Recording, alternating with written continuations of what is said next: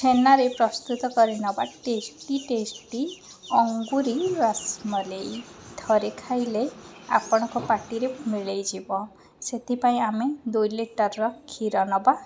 क्षीर को भल भाव फुटे सारिया पर लेंबू विनेगार आपण जहाँ भी यूज करछंती ताकू भल भाव एपरी भाव छेना बाहर करनवा।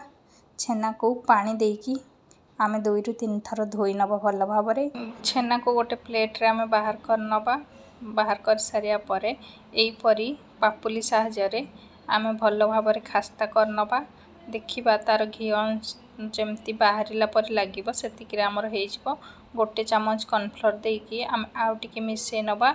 जदि आमे छेनाटी गोल बनेबा जदि स्क्रैच रही जाउची आमे गोटे चामच रो क्षीर किंबा छेना पानी देकी आउ टिके चकटी नवा। सॉफ्ट हे गले से आउ स्क्रैच आसीबो नाही।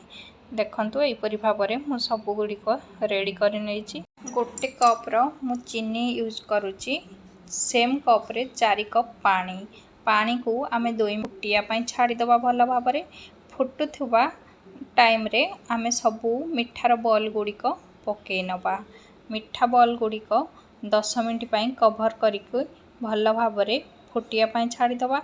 10 मिनिट कवर खोली की देखिबा ताकू एपट सेपट लेउटे दबा आउ 10 मिनिट छाड़ दबा। 10 मिनिट पर खोली की कवर देखिबा देखंतु तार साइज डबल हे जाइथिबो आ मिठा पूरा परफेक्ट भाव रे हे जाइथिबो आ चीनी सिरा मध्ये टिके कमी जाइथिबो। देखंतु सिरा मध्ये कम हे जाइची। तो मु किछि ठंडा पानी यूज करूची। सेइथिरे गोटे आइस पके नउची।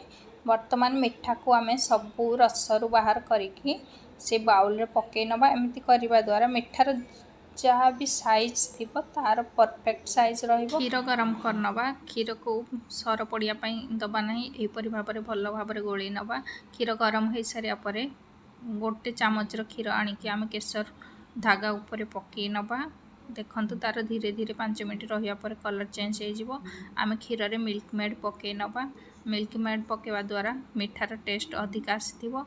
आ चीनी आपण मिल्क मेड पड़ुची चीनी जति कि मीठा खाया पे चाहते से अनुसार पके नेबे। किछि ड्राई फ्रूट पके नबा।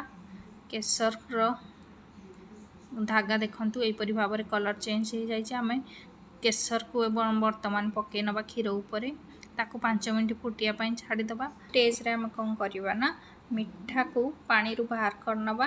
ताको भल भाबरे पानी जेमती किछि न आसीबो सेमती करिकी देखंतु मिठारे आमे से गुडी को बॉल गुडी को सब पके नबा। मिठारे 5 मिनिट फुटिया पई छाडी दबा।